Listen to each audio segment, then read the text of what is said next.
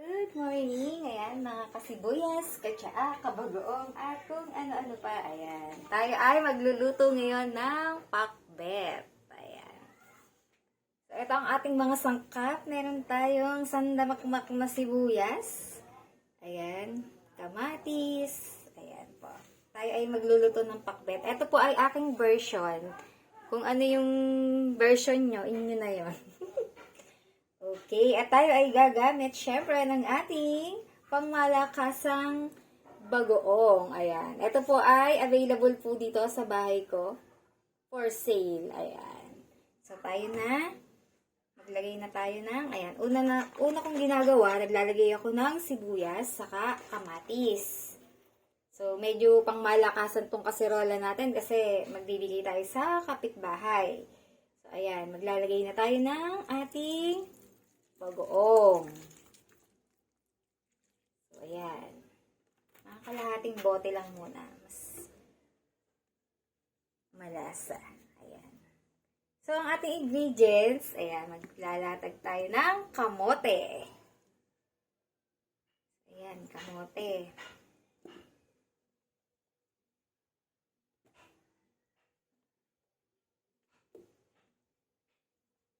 Ito ay natutunan ko sa aking Lola Ede. Ayan, pagluluto ng pakbet. So,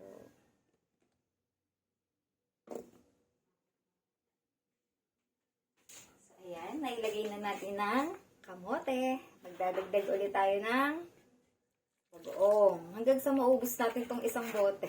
Cheers. So, ayan. At ang ating isasahog, ayan po, karne. Kahit isda pwede naman. Ito ay crispy pata to. So, ayan, yun yung sahog. Chinap ko lang sa maliliit na parte. So, ayan, ibubuhos na din natin. Nagugas po ako ng kamay. Ayan. Okay, pagkalagay ng sahog, ilatag naman natin ang hagod. Sino pong nakakakilala sa hagod? Ayan. So, ayan. Okay. Ganyan lang po. Lalatag yung hagod at ayan, nailatag ko na ang bunga ng malunggay. Ang tawag po dyan sa amin ay hagod. So, ayan. Ngayon, maglalagay naman tayo ng sabaw. Ayan. So, ayan. Kung gusto nyo ay matagal mapanis, gamitin nyo ay mineral water. So, ayan. Mineral water ang gamit natin pang sabaw. So, ayan. At maglalagay ulit tayo ng sibuyas. Ayan.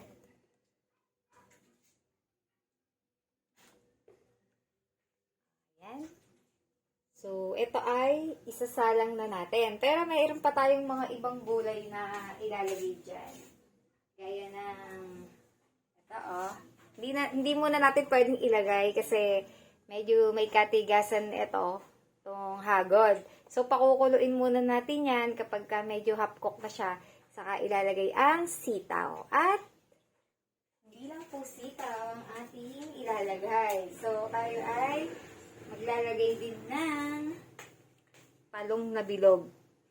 Ayan po, yung ganito. So, ayan, talong na bilog. O, ayan, talong na haba. So, ayan. Sa malaking kasirola, kaya magpakain ng 20 katao niyan o higit pa. So, bukod doon, maglalagay din tayo ng okra. Ayan. At saka itong native na ampalaya. So, ayan. Kasama yung buto. Hindi yan mapait. Hindi to bitter na gaya mo, Charles. So, ayan. Samahan niyo akong magluto, ha? Tara.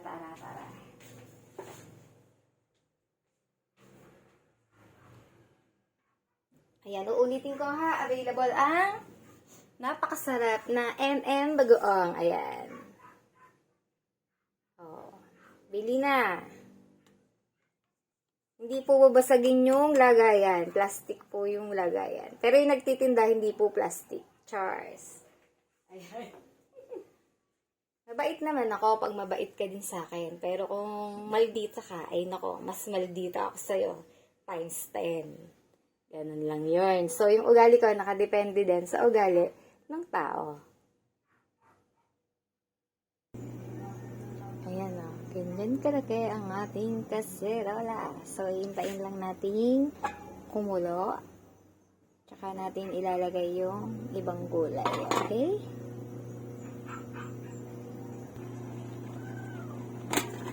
Ayan. Kumukulo na siya. Kumukulo na siya. Ang bango. Napakabango po. So, maraming kaserola po yan. Marami na mapapaligay ang kapitbahay.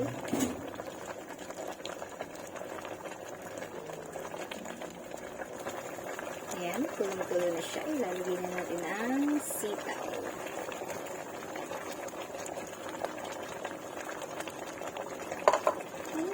Sarap.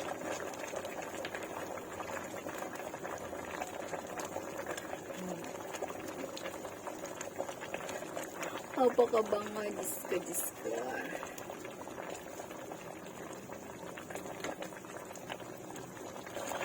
Ayan, at sunod naman natin ilalagay ang talong.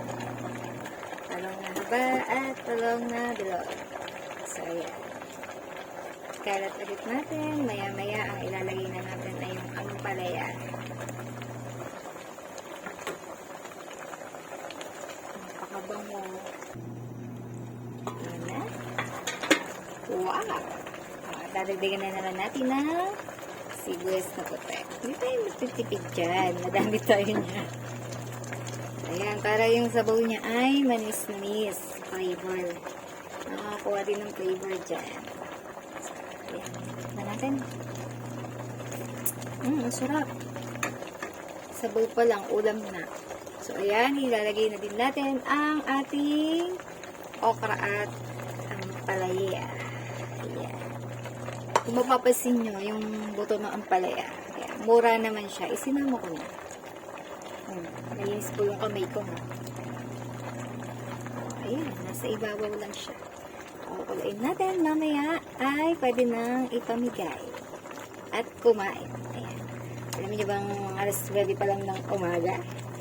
Ang aga ko nagluto. Ano, kasi marami pong gawain ang kusinera. Tindera po din tayo. Ayan. Hindi tayo basta nakaupo lang sa umaga at wala po tayong time makapag-chismisan or maritisan. Ayan. Ako po'y maraming time sa pagninegosyo at pagluluto. Yun po. Doon niyo po ako maaasahan. Kaya, ayan, nilapit na pong maluto.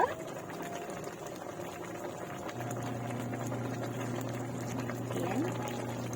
I-end ko na ang video na ito dahil masyado ng mahaba. Ayan, salamat po. Sana magustuhan nyo. Ito ang pakbet ni Mai. Ayan. Ay, gusto niyo bang makita yung ilalim? Tingnan natin na kung ano nangyari sa kamote. Wow! Perfect! Ayun yung gusto nating maging kulay ng kamote. Oh, ha? See? Oh. Ito po yung ating ginawang sahog. Ang crispy pata. Ayan.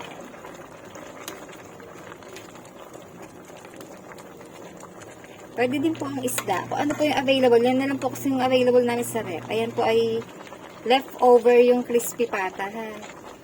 Ibig sabihin, natira namin. Yung juicy at kumulo naman yan. Tsaka nasa freezer siya. So, ayan.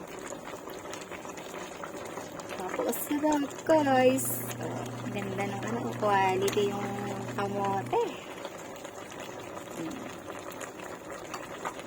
Ulitin ko po, ako po ay nagtitinda ng bagoong, sibuyas, alingatong, piece of idap, at iba-iba pa po. At saka sabon. Ayan, pampaganda. Ang bagoong ay available. Punta na.